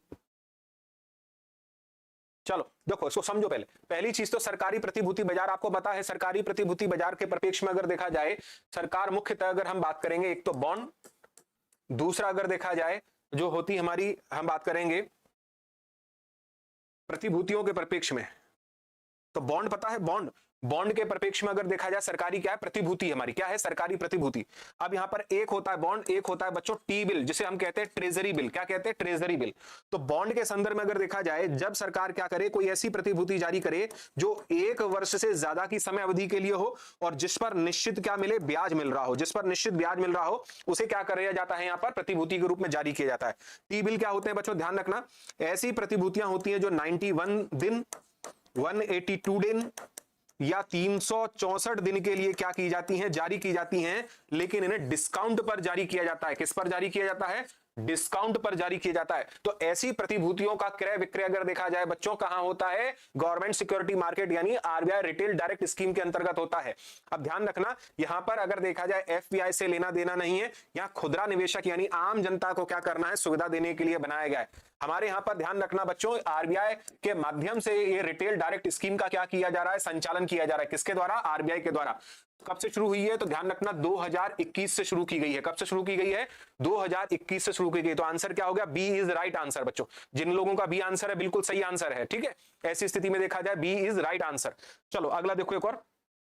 Bharat की नई विदेश व्यापार नीति 2023 के प्रमुख स्तंभों के संदर्भ में, प्रमुख स्तंभों के संदर्भ में निम्नलिखित कथनों पर विचार कीजिए। इसका लक्ष्य 2030 तक भारत की कुल निर्यात को $2 ट्रिलियन तक पहुंचाना। यह नीति अगर देखा जाए निर्यातकों को प्रोत्साहन देने के बजाय करों में छूट और सुगमता पर अधिक केंद्रित है। अगर हम बात करेंगे अधिक केंद्रित है। इसी के साथ साथ इसमें भारतीय रुपए को अंतरराष्ट्रीय मुद्रा के रूप में बढ़ावा देने और रुपए में व्यापारिक निपटान का प्रावधान शामिल है। व्यापारिक निपटान का क्या है? प्रावधान इसके अंतर्गत शामिल किया गया है। तो क्या आंसर होगा हमारा बच्चों इसके अंतर्गत अगर देखा जाए? इसमें भारतीय रुपए को अंतरराष्ट्रीय मुद्रा के रूप में बढ़ावा देने का प्रावधान है या नहीं? जैसे कि अभिषेक हम बता रहे हैं डी आंसर इसका। ठीक, आप ज्यादा से ज्यादा इसके अंतर्गत कमेंट करते रहिए तो इसमें मालूम पड़ता रहेगा आप लोग इकोनॉमी पढ़ रहे हैं व्यवस्थित तरीके से। चलिए देखें,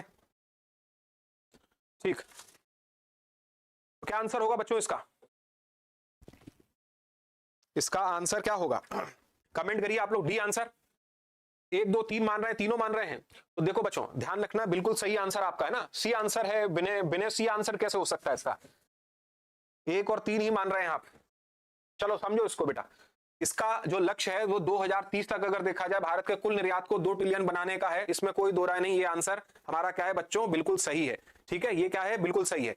यह नीति निर्यातकों को प्रोत्साहन देने के बजाय करों की छूट और सुगमता पर अधिक केंद्रित है। सुगमता पर क्या है? अधिक केंद्रित है। तो ये भी बच्चों बिल्कुल सही है। आप ध्यान से पढ़ेंगे तो उसके अंतर्गत अगर देखा जाए ये निर्यातकों को प्रोत्साहन देने के बजाय ये किस पर फोकस ज्यादा हो जाती है? करों में छूट देगी जिससे ऑटोमेटिकली निर्यात को प्रोत्साहन मिलेगा और व्यापार को सुगम बनाने पर फोकस कर रही है। तो ये भी स्टेटमेंट सही है। इसमें भारतीय रुपए को अगर देखा जाए अंतरराष्ट्रीय स्तर की मुद्रा बनाने पर क्या किया गया बच्चों?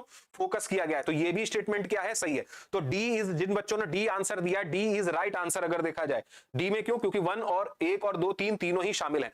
बच्चों आपको पता होगा कि ये जो नीति है वो 2028 तक लागू है और ऐसी स्थिति में इसके अंतर्गत 4 पिलर निर्धारित किए गए हैं। कितने पिलर हैं? 4 पिलर। तो 4 पिलर जब आप देखते हो तो उसमें एक तो यही आ जाता है, छूट को प्रोत्साहन देना। क्या आ जाता है? छूट को प्रोत्साहन देना। छूट को प्रोत्साहन देना, उसके पिलर में आप उसको ध्यान से पढ़िएगा, उसमें लिखा हुआ है छूट को प्रोत्साहन देना और वहीं लिखा हुआ है व्यापार को सुगम बनाना, ई कॉमर्स, ई पहल को बढ़ावा देना। तो सुगम बनाने के लिए ई कॉमर्स और ई पहल ये पिलर्स के रूप में लिखे हुए हैं।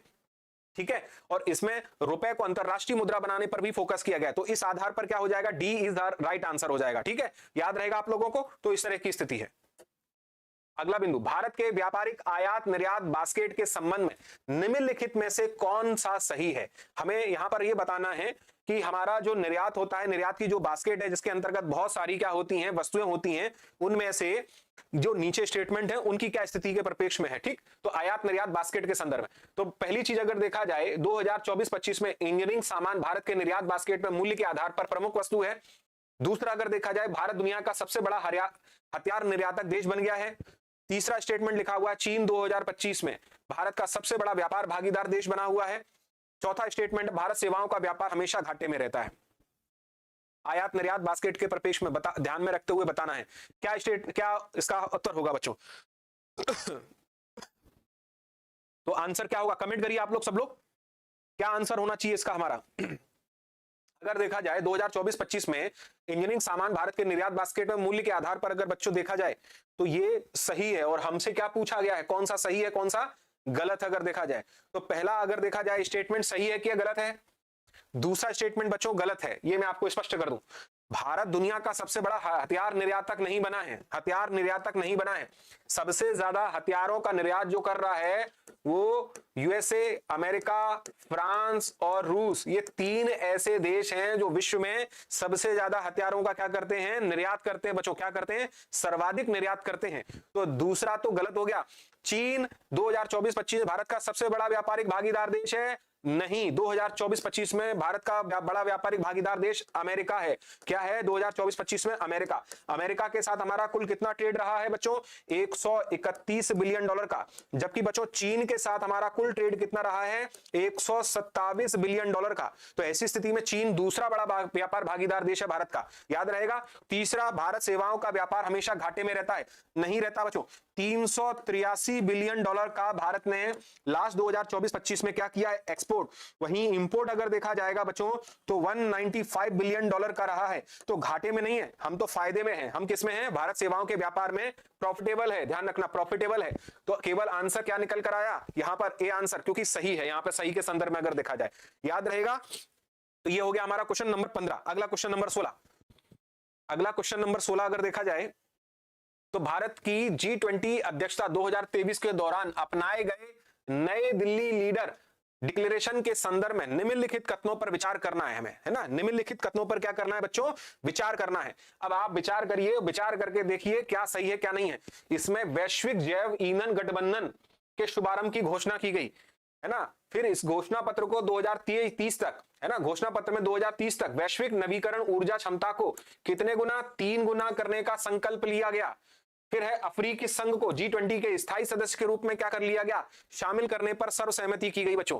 तो क्या आंसर होना चाहिए? केवल 1 2 2 3 या 1 3 या 1 2 3? क्या उत्तर होगा हमारा इसके अंतर्गत? ज्यादा से ज्यादा बच्चे आप लोग कमेंट करेंगे ना, क्या करेंगे? कमेंट ज्यादा से ज्यादा। तो इसके अंतर्गत अगर देखा जाए क्या उत्तर होगा? जैसे विनय का आंसर आया इसके अंतर्गत डी, और गनु भाई का आया इसके अंतर्गत ए आंसर, रमन की आया है डी आंसर, इसमें पलशिक का आया सी आंसर इसके अंतर्गत। चलो देखो, इसमें अगर आपको सभी को पता है कि हमारे यहाँ पर G20 का जो सम्मेलन है वो 2023 में किया गया था वासुदेव कुटुंब की अवधारणा के परिप्रेक्ष्य में बच्चों। इसी दौरान सितंबर 2023 में अमेरिका, भारत, ब्राजील, इन तीनों के सहयोग से अगर देखा जाए वैश्विक जैव ईंधन गठबंधन का शुभारंभ की घोषणा की गई थी। किन किन के सहयोग से? अमेरिका, ब्राजील, भारत, इन तीनों के सहयोग से सितंबर 2023 में घोषणा की गई थी। तो पहला स्टेटमेंट शुभारंभ के परिप्रेक्ष्य में अगर देखा जाए, घोषणा के परिप्रेक्ष्य में क्या है? सही। दूसरा, घोषणा पत्र में, यानी जो घोषणा पत्र डिक्लेरेशन जो जारी किया गया, इसमें इस डिक्लेरेशन में 2030 तक वैश्विक नवीकरण ऊर्जा के परिप्रेक्ष्य में 3 गुना करने का, यानी ऊर्जा क्षमता को 3 गुना करने का संकल्प लिया गया। ये भी स्टेटमेंट सही है बच्चों। वहीं अफ्रीकी यूनियन के परिप्रेक्ष्य में G20 को स्थायी सदस्य के रूप में शामिल करने पर क्या दिया गया? सर्वसहमति बनी। बिल्कुल ये भी सही है, क्योंकि हम लोग पढ़ते हैं कि इसमें 19 देश शामिल हैं, 19 देश शामिल हैं, एक EU शामिल है और एक 2023 में क्या हो गया? अफ्रीकी यूनियन शामिल हो गया। तो ऐसी स्थिति में यहां पर सदस्य संख्या बढ़कर कितनी हो गई? 21 हो गई। आप सभी जानते हैं 1999 में G20 की क्या की गई है? स्थापना। कितने देशों के द्वारा? G7 के द्वारा स्थापना की गई। इसका हाल ही में G20 सम्मेलन कहां आयोजित हुआ? अफ्रीका में, अफ्रीका में। और 2026 का कहां आयोजित होगा? तो 2026 का आयोजित होगा अमेरिका के अंतर्गत बच्चों। तो याद रखिएगा, बिल्कुल सही आंसर। अगला देखो, इसमें क्या हो गया हमारा? तीनों सही हो गए, तो डी आंसर राइट आंसर हो गया। जिन बच्चों के डी है बिल्कुल सही है ना। ग्वालियर वाले का भी सही है, बिल्कुल सही। हम ग्वालियर वाले नहीं देख पाए थे इसमें, ठीक। तो सूरज देवी का भी इसमें सही आंसर है। विनय, हाँ, अफ्रीकी यूनियन इसके अंतर्गत सही शामिल हुआ था, ठीक है, बिल्कुल। और गंगूबाई का भी बिल्कुल A answer is right answer है। चलिए अगला देखो बच्चों। अगला अगर देखा जाए, सार्क की आर्थिक संस्थाओं के क्षेत्रीय केंद्र के संदर्भ में निम्नलिखित में से कौन सा युग्म सही सुमेलित है? पहला, संस्थान और मुख्यालय के परिप्रेक्ष्य में अगर देखा जाएगा, ये आप मुख्यालय है ना, इधर चिपक गए हैं बेचारे, यहां पर ध्यान रखना, ठीक है, ये मुख्यालय हो गए हमारे।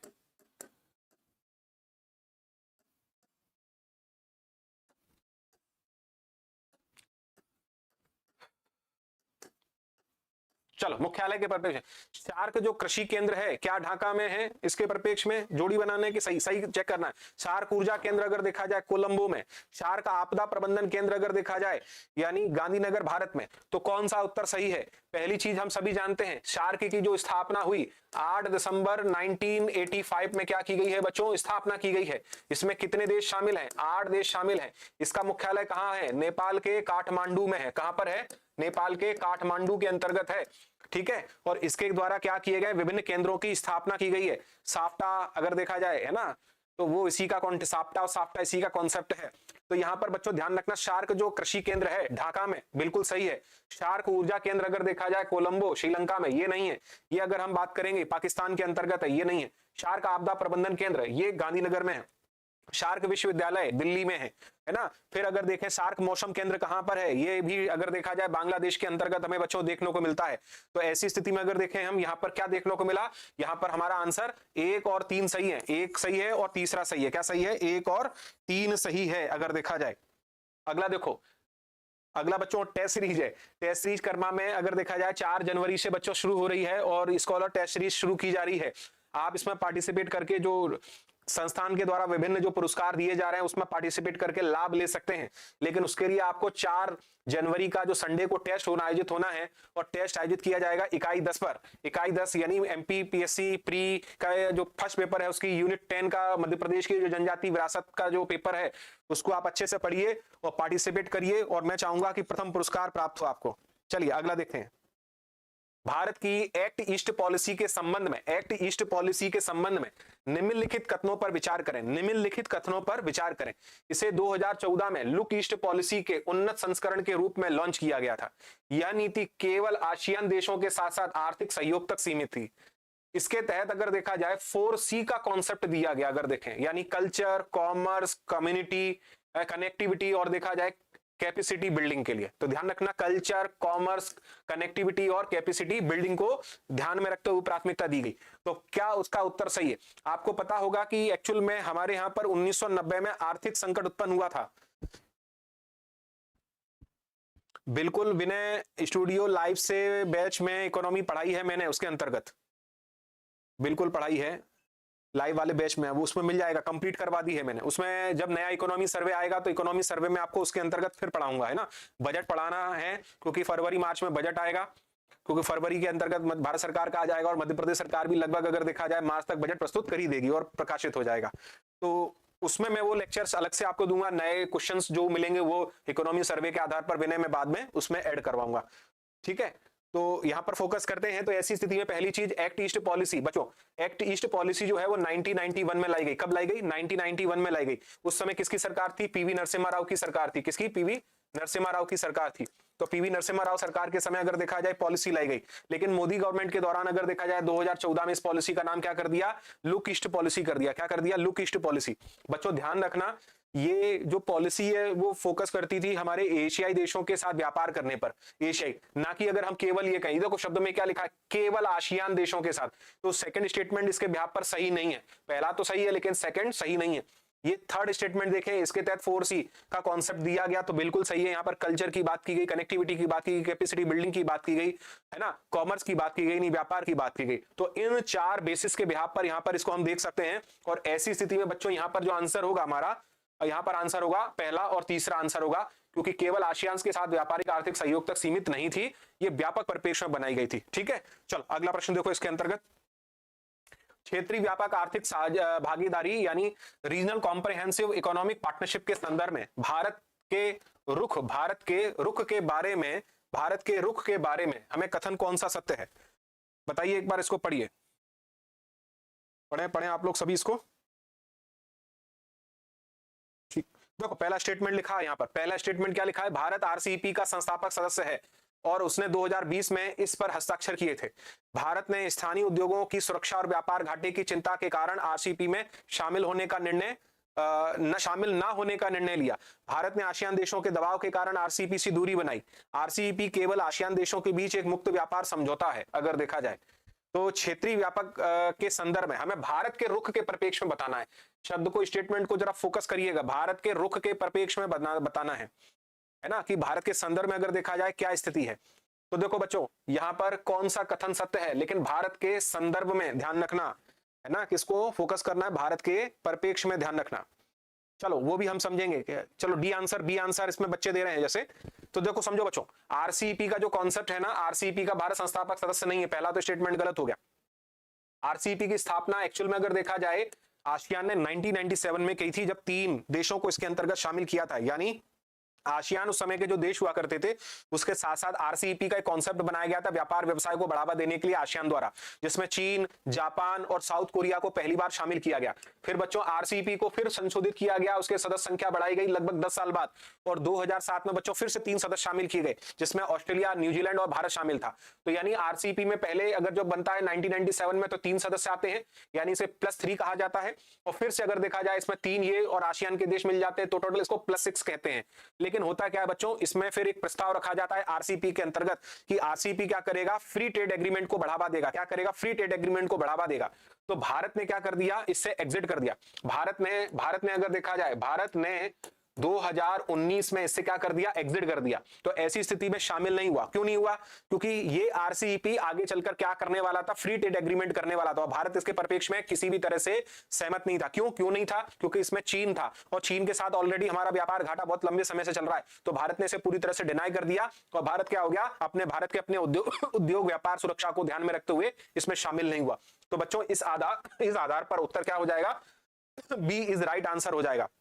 अब देखो यहां पर जिन लोगों ने डी आंसर दिया, मैंने देखा था डी आंसर दिया, वो लोग समझ लें ये केवल आसियान तक नहीं है, क्योंकि आरसीईपी में तो और भी सदस्य देश है ना। जैसे अगर देखा जाए आरसीईपी में जैसे अभी भी देखा जाए चीन है, साउथ कोरिया है, जापान है, ऑस्ट्रेलिया है, न्यूजीलैंड है, उनके बीच भी तो मुक्त व्यापार है। तो जो लोग उत्तर डी आंसर दे रहे हैं वो अपने उत्तर को थोड़ा ध्यान दे है ना, केवल शब्द लिखा है, और जब भी केवल एकमात्र ऐसे शब्द आया करें ना बच्चों, विशेष ध्यान देना है हमें। चलो अगला प्रश्न देखो, मध्य प्रदेश की जनसंख्या संरचना के संदर्भ में निम्नलिखित कथनों पर विचार कीजिए। तो जनसंख्या संरचना के संदर्भ में निम्नलिखित कथनों पर यदि बच्चों हम विचार करते हैं तो ऐसी स्थिति में हमें क्या देखने मिलता है, मध्य प्रदेश की कुल जनसंख्या में एसटी का प्रतिशत लगभग अगर देखा जाए 21.1% है, जो देश में सर्वाधिक है। राज्य का एसटी लिंगानुपात राष्ट्रीय औसत से अधिक है। ध्यान रखना, प्रश्नों को अच्छे से पढ़ना आप लोग। राज्य का एसटी लिंगानुपात राज्य और राष्ट्रीय औसत से अधिक है। तीसरा है इंदौर राज्य का सर्वाधिक जनसंख्या वाला जिला है ना, जबकि हरदा अगर देखा जाए तो न्यूनतम जनसंख्या वाला जिला देखने को मिलता है। अब बच्चों इसके आधार पर क्या स्टेटमेंट बनते हैं हमारे, जरा जल्दी जल्दी बताएं आप लोग, सब लोग चेक कर लिया सभी ने? अभी भी मुक्त व्यापार समझौता से घाटा हो रहा है। बिना भारत चाहता है कि ज्यादा से ज्यादा जिन देशों के परिप्रेक्ष्य में फ्री ट्रेड हो सके करे, क्योंकि खासकर उन देशों के परिप्रेक्ष्य फ्री ट्रेड को, जैसे अभी आपने देखा यूरोपीय यूनियन से हम लोग फ्री ट्रेड एग्रीमेंट करने पर फोकस कर रहे हैं, ब्रिटेन से हमने किया, बहुत सारे देशों से किया है। आसियान के साथ हमारा, मैं एग्री करूंगा आपकी बातों कि आसियान के साथ हमारा फ्री ट्रेड एग्रीमेंट बहुत पहले से ही है, लेकिन हमारे को पहले फायदा होता था, लेकिन अब क्या होने लगा है, नुकसान। ये बात आपकी इस बात पर सहमत करता हूं, ठीक है। तो मैं क्लियर कर देता हूं, पहले फायदा होता था लेकिन वर्तमान में क्या हो रहा है, थोड़ा सा नुकसान, क्योंकि उच्च स्तर की तकनीकें जो वस्तुएं हम लोग आयात कर लेते हैं उतना हम निर्यात नहीं कर पाते, यानी अगर देखा जाए तो फोकस करते हैं इस क्वेश्चन पर, है ना विनय। तो यहां पर अगर देखा जाए तो आपका उत्तर, जैसे कई बच्चों का उत्तर बी आया, कई बच्चों का सी इसके अंतर्गत आ रहा है। सी आंसर सुग्रीव का, विनय का और ग्वालियर वाले जी का सी आंसर देखने को मिल रहा है बच्चों। तो सी आंसर वाले बच्चे ध्यान रखना, यहां पर अगर देखा है 1 और 3 सही मान रहे हैं तो उनको थोड़ा सा ज्ञान में वृद्धि करने की आवश्यकता है। एक ने सक्षम ने माना, इसके अंतर्गत अगर देखा जाए डी आंसर 1 2 3 तीनों ही सही हैं। चलो देखो इनमें ज्ञानवर्धन कहां किसका होगा। तो पहली चीज अगर देखा जाए कि राज्य के परिप्रेक्ष्य में कुल जनसंख्या अनुसूचित जनजाति का प्रतिशत अगर हम बात करें 21.1 बिल्कुल सही है, यानी अगर मैं बात करूं राज्य की कुल जनसंख्या में 1.53 करोड़, किसकी जनसंख्या, जो 2011 की जनगणना के आधार पर, बिल्कुल सही है। राज्य का एसटी लिंगानुपात नहीं पता आपको, इसलिए आप लोग इसको गलत कर रहे हैं। राज्य में एसटी लिंगानुपात बच्चों ध्यान रखना 984 का है, कितने का है, 984 का है, 984 का है, जबकि राष्ट्रीय औसत से अधिक है। तो राष्ट्रीय औसत से बिल्कुल अधिक है। अगर देखा जाए राष्ट्रीय औसत पर कितना है, 943 का है, कितना है, 943 का। तो देखो 943 984, राज्य का एसटी लिंगानुपात क्या है, 984 है, और वो कितना है, 943। तो ऐसी स्थिति में अगर हम बात करेंगे ये क्या हो जाएगा, ये भी सही, ये भी सही। इंदौर सर्वाधिक जनसंख्या वाला जिला है, बिल्कुल सही, जबकि हरदा अगर देखा जाए 2011 के अनुसार न्यूनतम जनसंख्या वाला जिला है, बिल्कुल सही। तो यहां पर तीनों सही हैं बच्चों, तीनों सही हैं, लेकिन ये 2011 की जनगणना पर पूछा गया। अगर प्रश्न ये पूछा जाता वर्तमान में अगर वर्तमान में जनसंख्या को लेकर पूछा जाता बच्चों ध्यान रखना, पांडुर्णा हमारा सबसे न्यूनतम जनसंख्या वाला जिला हो जाता। कौन सा? पांडुर्णा न्यूनतम जनसंख्या वाला जिला हो जाता। बच्चों आप लोग एक और चीज विशेष रूप से मैं कहूंगा ध्यान रखना, ये है कि पांडुर्णा के बाद अगर देखा जाए निवाणी, और निवाणी के बाद अगर हम बात करेंगे आगर मालवा, ये ऐसे जिले हैं जो वर्तमान में सबसे न्यूनतम जनसंख्या वाले जिले में। वहीं अगर देखा जाए हरदा, हरदा अगर देखा जाए 2011 की जनगणना के परिप्रेक्ष्य में क्या है, सबसे न्यूनतम जनसंख्या वाले जिले के परिप्रेक्ष्य में देखने को मिल जाता है बच्चों। वहीं ठीक है, क्लियर है इतना? ठीक, चलो वैसे तो अगर मैं बात करूं हरदा, उमरिया, श्योपुर 2011 की जनगणना पर है। और वहीं अगर देखा जाए इंदौर, जबलपुर सागर, इंदौर, जबलपुर सागर, भोपाल, रीवा सर्वाधिक जनसंख्या वाले जिलों के अंतर्गत आते हैं बच्चों। अगला देखो प्रश्न, 2001 और 2011 के दौरान मध्य प्रदेश की दशकीय जनसंख्या वृद्धि दर के संबंध में निम्नलिखित में से कौन सा कथन सत्य है? हमें 2011 के परिप्रेक्ष्य में यहां पर बताना है। 2011 है ना, 1 से लेकर 11 के परिप्रेक्ष्य में दशकीय जो जनसंख्या वृद्धि दर है उसके संदर्भ में एसटी वालों से सीखना है। बिल्कुल सही बात है। मैं कहूंगा कि सबसे ज्यादा अगर देखा जाए जो ट्राइबल के अंतर्गत राज्य में लिंगानुपात बहुत अच्छी स्थिति में है ना। और आप लोग जानते होंगे जैसे बालाघाट, अलीराजपुर, मंडला, बालाघाट, अलीराजपुर, मंडला राज्य में सबसे ज्यादा क्या है, यहाँ पर अगर देखा ट्राइबल भी पाई जाती है और ये राज्य के अंतर्गत सबसे ज्यादा लिंगानुपात वाले जिले हैं। 1021 अगर देखा जाए बालाघाट का, 1011 अगर देखा जाए अलीराजपुर का, और 1008 अगर देखेंगे तो मंडला जिले का मिलता है बच्चों।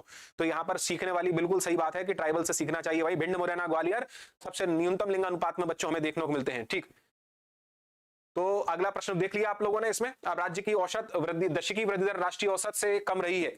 इंदौर जिले ने राज्य में सर्वाधिक अगर देखा जाए 32.9 और अनूपपुर जिले ने अगर देखा जाए तो न्यूनतम 12.3 दशकीय वृद्धि दर की है।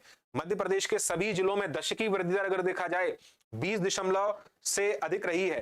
फिर चौथा स्टेटमेंट अगर हम बात करेंगे तो 1991 से 2001 के बीच में दशक में तुलना करेंगे हम, 2001-11 की दशक में वृद्धि दर में बढ़ोतरी हुई है। अब आपको यहां पर कंटिन्यूम अगर देखा जाए बच्चों क्या मालूम होना चाहिए, पूरा दशकीय वृद्धि दर का डेटा मालूम होना चाहिए। तो आप क्या कर सकते हो, उसको सही कर सकते हो। जैसे सबसे पहले उत्तर आया बी आंसर, इसका आंसर चलो देखते हैं कि बी आंसर सही है। कौन सा कथन हमें इसमें सत्य देखना है, सत्य है कि नहीं है। तो पहले एक एक करके चीजें देखते हैं। राज्य की औसत दशकीय वृद्धि दर राष्ट्रीय औसत 17 से कम रही है। तो पहले तो आपको यह मालूम होना चाहिए कि राज्य की औसत दशकीय वृद्धि दर कितनी है। तो बच्चों 20.3% रही है। कितनी रही है? 20.3%। तो ये तो ज्यादा है, कम नहीं है। तो ये पहला स्टेटमेंट क्या हो गया? गलत। हमारी तो क्या है, ज्यादा है, कम नहीं है। वहीं बच्चों इंदौर जिले ने राज्य में सर्वाधिक 32.9 और अनूपपुर जिले ने अगर देखा जाए 12.3 दशकीय वृद्धि दर दर्ज की है। ये बच्चों सही है। अगर देखा जाए यहाँ पर ये वाला हमारा बिंदु क्या है, बी इज राइट आंसर। बहुत से बच्चों ने बी आंसर दिया है, बिल्कुल सही है।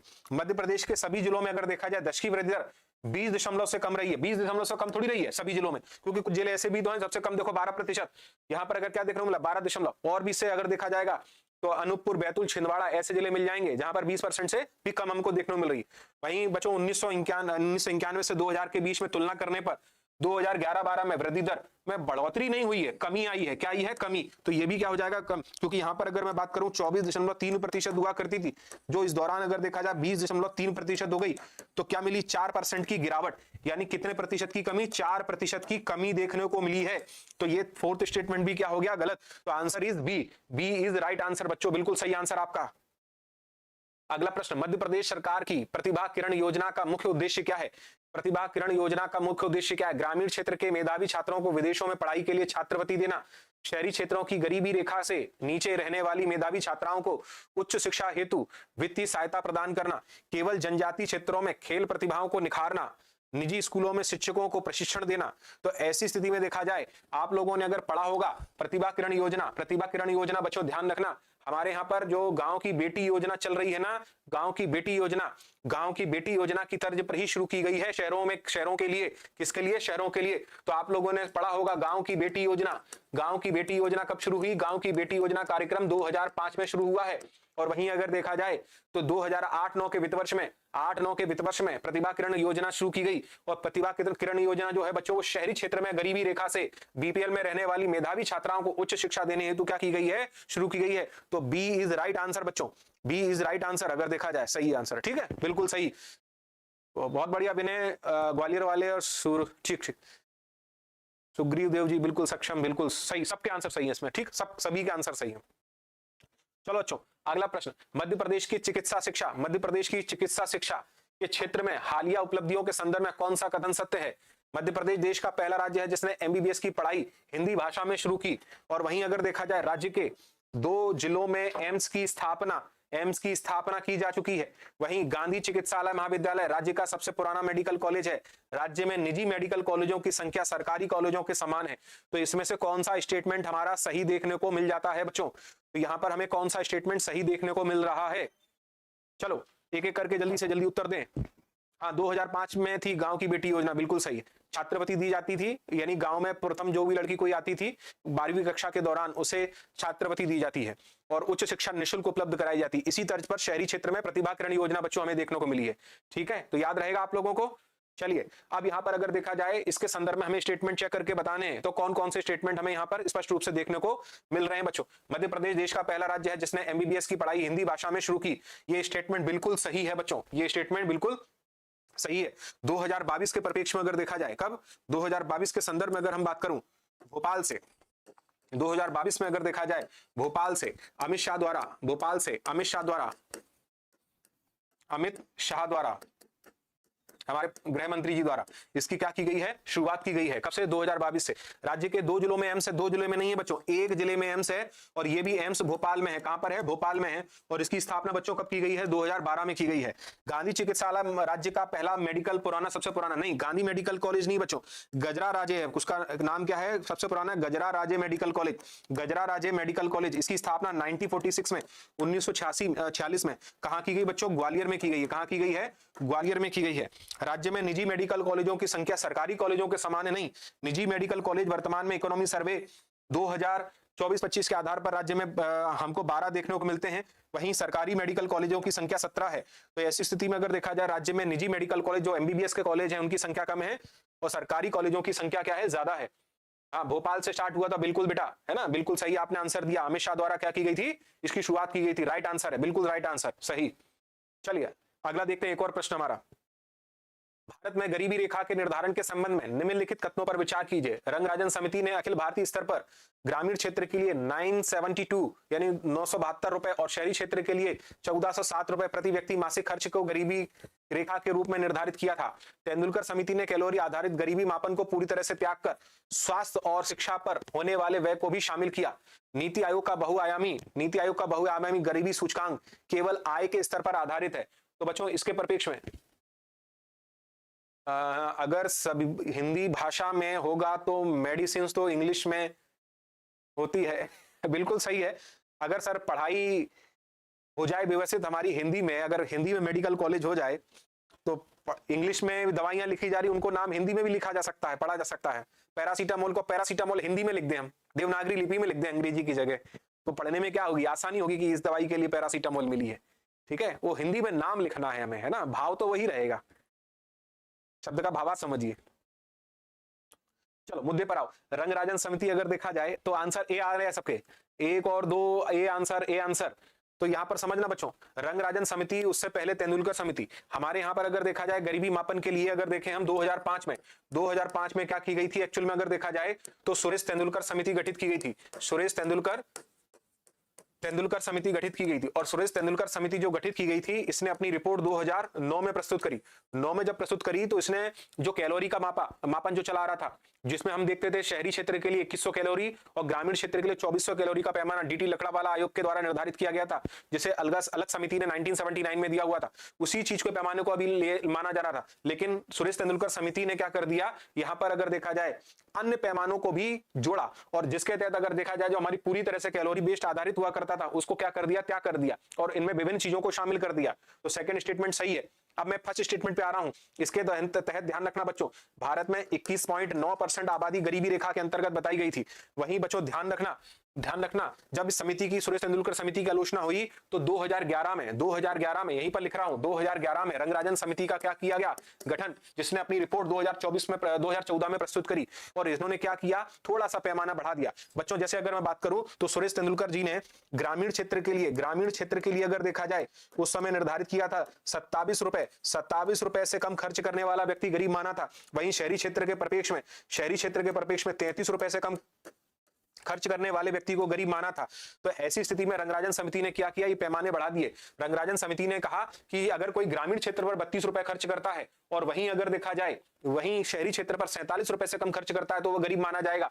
ऐसी स्थिति को पैमाना बनाते हुए उन्होंने नए पैमाने निर्धारित किए और लगभग अगर देखा जाए 29.2% आबादी रंगराजन समिति के आधार पर भारत में गरीबी रेखा के अंतर्गत देखने को बच्चों हमें मिलती है। तो ऐसी स्थिति में ये पैमाने दोनों सही हैं, लेकिन नीति आयोग का बहुआयामी गरीबी पैमाना जिसे मल्टी डायमेंशनल पॉवर्टी इंडेक्स कहते हैं केवल आय के स्तर पर आधारित है, बिल्कुल गलत है। तो ये स्टेटमेंट गलत है। यहां पर अगर देखा जाए 1 और 2 सही है। अब बच्चों एमपीआई के परिप्रेक्ष्य में ध्यान रखना, मल्टी डायमेंशनल पॉवर्टी इंडेक्स, इसके अंतर्गत शिक्षा, स्वास्थ्य और जीवन स्तर, ये 3 पैमाने हैं। कितने पैमाने हैं इनके अंतर्गत? 3। और मैं अगर बात करूं बच्चों तो नीति आयोग बेसिकली अगर देखा जाए तो शिक्षा, स्वास्थ्य और जीवन स्तर, इनमें उपमानक बनाए हुए हैं। उपमानक के अंतर्गत अगर देखा जाए बच्चों 12 पैमाने आते हैं। कितने पैमाने आते हैं? 12।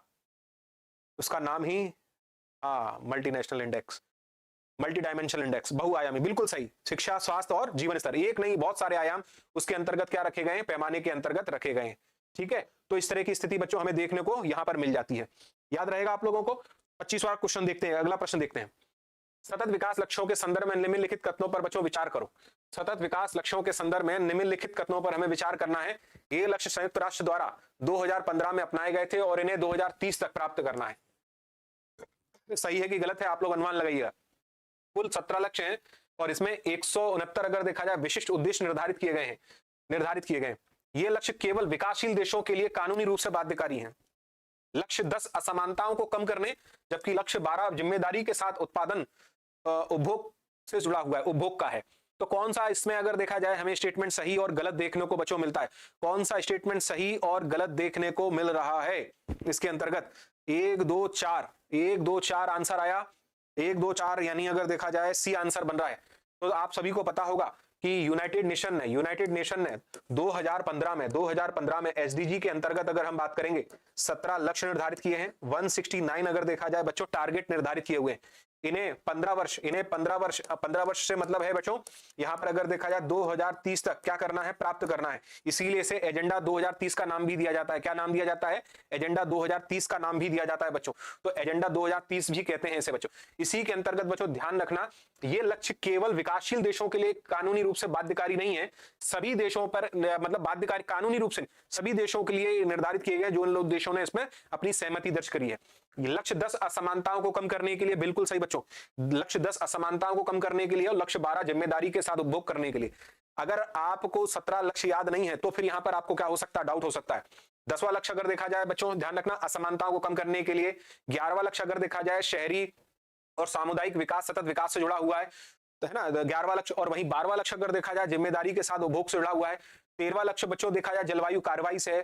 14वां लक्ष्य अगर देखा जाए महासागर की कार्रवाई परिप्रेक्ष्य में है। स्थल पारिस्थितिकी को बढ़ावा देने के लिए 15वां लक्ष्य है। 16वां लक्ष्य बच्चों है संस्थाओं की स्थापना जिससे कानूनी व्यवस्था के माध्यम से शांति व्यवस्था बहाल की जा सके। 17वां लक्ष्य है बच्चों वैश्विक स्तर पर जिम्मेदारी यानी साझेदारी को बढ़ावा देना, है ना। हमारी जिम्मेदारी बनती है कि साझेदारी को क्या करना? बढ़ावा देना। तो 17 लक्ष्य हैं। आपको एक एक लक्ष्य मालूम होगा तो आप इनका उत्तर बेहतर दे सकते हैं। तो जैसे कि कई बच्चों ने उत्तर सही दिया, सी इज राइट आंसर बच्चों, सी इज राइट आंसर अगर देखा जाए। ठीक है, तो आज के लिए इतने ही प्रश्न रखते हैं बच्चों। अगले सेशन में मिलेंगे। अगले सेशन में हम और नए प्रश्नों के साथ इसको आगे कंटिन्यू करेंगे। आप सभी का बहुत बहुत धन्यवाद। इन 25 प्रश्नों के साथ हम आगे मिलेंगे, आगे नए प्रश्नों के साथ, नई श्रृंखला के साथ और देखने नए क्वेश्चनों के साथ मिलेंगे। चलिए, धन्यवाद बहुत बहुत आप लोगों को सभी का।